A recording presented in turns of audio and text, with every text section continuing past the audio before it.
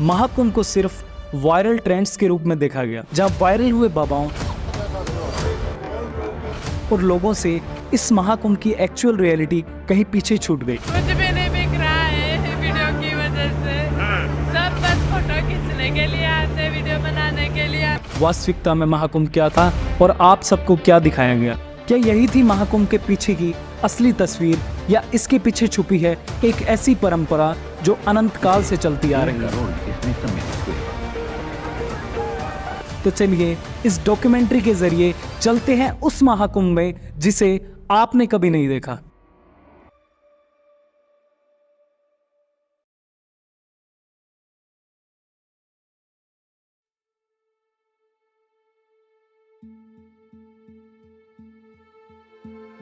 इस महाकुंभ की शुरुआत प्रयागराज से ना होकर दिल्ली से प्रयागराज जाने वाली ट्रेन में देखने को मिली, जहां ये बुजुर्ग महिलाएं अपनी मस्ती में लीन होकर दिल से नाच और गा रही थी। उनकी चेहरे की खुशी ये बयान नहीं कर रही थी कि वो किसी तीर्थ पर जा रही हैं, बल्कि ये बता रही थी कि वे सब दुनिया के सबसे बड़े धार्मिक समागम का हिस्सा बनने जा रही है। जैसे ही रेलवे स्टेशन पर पैर रखा तो हर तरफ सिर्फ आस्था की लहर दिखी। इतनी भीड़ को देखकर महसूस हुआ कि ये कोई आम जगह नहीं है। हम पहुंच चुके हैं प्रयागराज में, हम पहुंच चुके हैं महाकुंभ में। सफर की थकावट थी, पर दिल में इस बात की खुशी थी कि 2 दिन बाद मौनी अमावस्या के अमृत स्नान में शामिल होने का मौका मिलेगा। महाकुंभ में हमारी पहली सुबह थी और हम अपना कैमरा लेकर निकल पड़े महाकुंभ की भव्यता को देखने। इतने सारे लोग, कोई संगम में स्नान करने जा रहा था, वहीं कोई अपनी रोजी रोटी के लिए काम कर रहा था।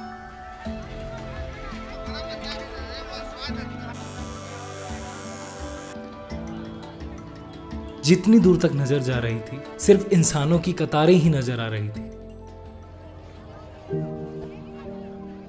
सुबह से शाम हो गई, बिना खाए पिए जिस कहानी की तलाश में मैं निकला था वो मुझे अभी तक नहीं मिली थी। दिल में थोड़ी निराशा होने लगी थी। पर महाकुंभ आए और खाली हाथ लौट जाओगे, ऐसा कभी हो ही नहीं सकता। मेरी श्रद्धा थी या भगवान का चमत्कार। गंगा किनारे एक कुटिया में मुझे संत मिले जिनसे मैं पहली बार ही मिला था। उन्हीं के आश्रम में मुझे वो मिला जिसकी तलाश में सुबह से कर रहा था। इन साधु से तो मैं आपको बाद में इंट्रोड्यूस कराऊंगा, लेकिन पहले चलते हैं हमारी इस डॉक्यूमेंट्री की फर्स्ट स्टोरी पर, जहां एक और महाकुंभ की भीड़ उमड़ रही थी, वहीं दूसरी ओर एक शांत कोना भी था जहां कुछ लोग दुनिया से दूर बैठे हुए थे। ये ना कोई साधु थे और ना ही संत, ये थे आम लोग जिन्हें कल्पवासी कहा जाता है। मिलिए राम दुलार जी से, जो लगभग 33 साल से कुंभ और माघ मेले में कल्पवास कर रहे हैं। कल्पवास में वास करने का महत्व है और यहाँ पे आकर के खा के सोने के लिए कल्पवास नहीं है। कल्पवास में आने का मतलब है कि जपहु राम सुंदर कहू और भजन करऊ मन लाय, काकर बेड़ा पार है रघुबर करई सहाय। 1 महीने का ये कल्पवास परिवार को भाग दौड़ से निकालकर एक शांत जीवन में ले आता है। जब सब लोग गंगा किनारे रहते हैं तो परिवार में सेवा, साधना और साथ जीने की असली भावना का जन्म होता है। कल्पवास में हमें बहुत फायदा मिला। ये मिला कि हमारे खाए के नहीं आते, राम खाए के दे लागे भगवान। हम भूखी नहीं रह सकते, जे आई जात तो भूखा नहीं जाए पावत पर। हमार लड़कियां सब अपन पैर पर खड़ा हुई हैं, कमाई लागे, खाए लागे। हमें ये बहुत कुछ आराम बाटे। गंगा माई हमें बहुत कुछ दे। अगले दिन हम आश्रम से निकलकर चल पड़े अपनी आगे की कहानी को खोजने।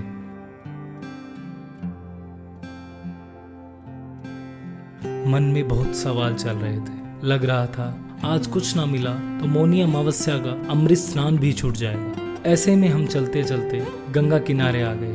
वहीं घाट से थोड़ी दूर हमें कुछ लोग दिखे जो बड़े बड़े बर्तनों में खाना बना रहे थे। उनके पास जाकर उनसे बात करके ये पता चला कि ये सभी लोग नेपाल से आए हैं। हम नेपाल से आए हैं, बोल बम में आए हैं।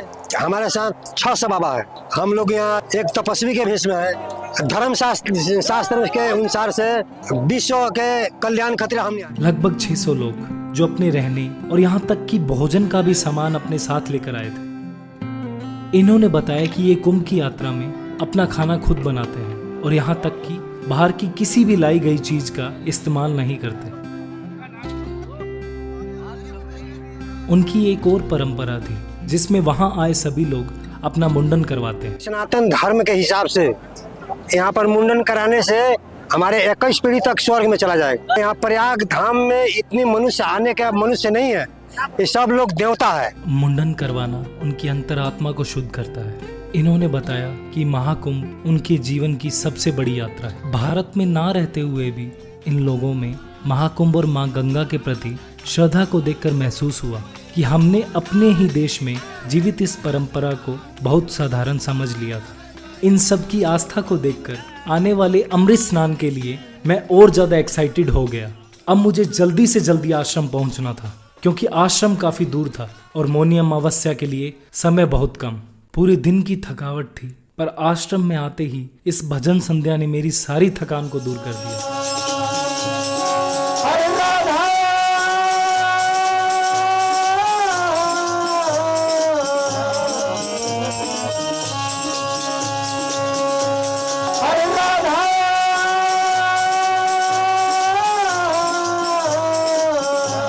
अब वो समय आ गया था जिसका इंतजार केवल मैं नहीं बल्कि ये सभी लोग कर रहे थे।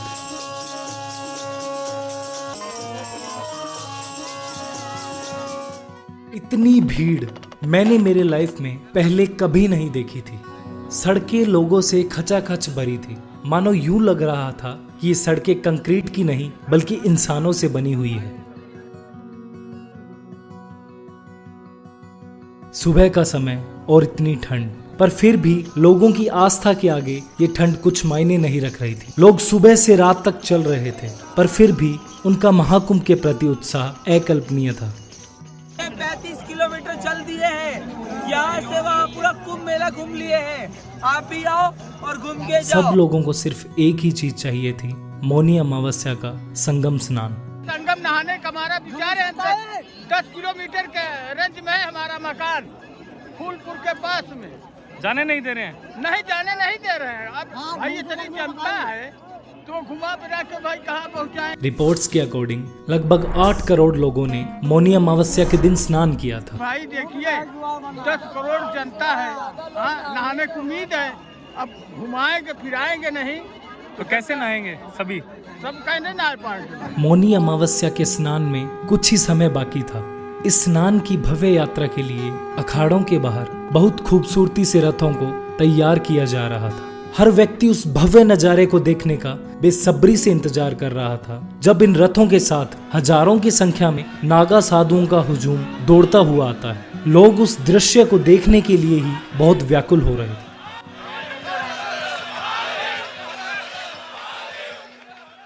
पर समय को कुछ और मंजूर था। अमृत स्नान से पहले ही भगदड़ हो गई।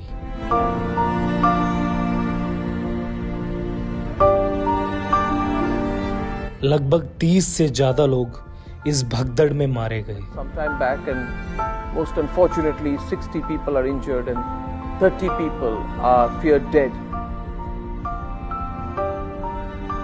कुछ देर पहले जहां अमृत स्नान का उत्साह नजर आ रहा था, वहां अब भगदड़ की खबर से डर का माहौल छा गया था। एक पल ऐसा आया जहां चारों तरफ बस भागती भीड़ और एम्बुलेंस का शोर था। इस भगदड़ की खबर से सभी अखाड़ों ने अमृत स्नान को रद्द कर दिया था। प्रशासन द्वारा संगम की तरफ जाने वाले रास्तों को बंद कर दिया गया और भीड़ को सुरक्षित स्थानों पर जाने के आदेश दिए गए। मैं भी वहां उस भीड़ से निकलकर भागा। घर से भी कॉल आने लगे। एक मिनट पापा, 1 मिनट में करता हूँ। इन सब को देखकर मैं घबरा गया और सोचने लगा कि मुझे ये सब छोड़कर घर चले जाना चाहिए। शायद अमृत स्नान देखना मेरी किस्मत में नहीं, पर जिस समय मैं मेरी आस्था पर विश्वास खोने ही लगा था, तभी मेरी नजर उन लोगों पे गई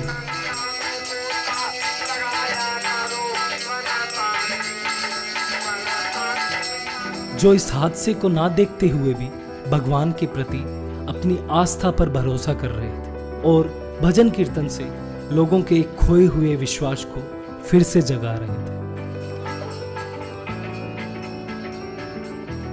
मैं वहां रुका और सोचने पर मजबूर हुआ कि मैं यहां किस उद्देश्य से आया था। इस घटना के कारण हर तरफ अशांति का माहौल था, पर फिर चारों तरफ हर हर महादेव की गूंज और हरे राम हरे कृष्ण के कीर्तन ने इस माहौल को उत्तेजित कर दिया था।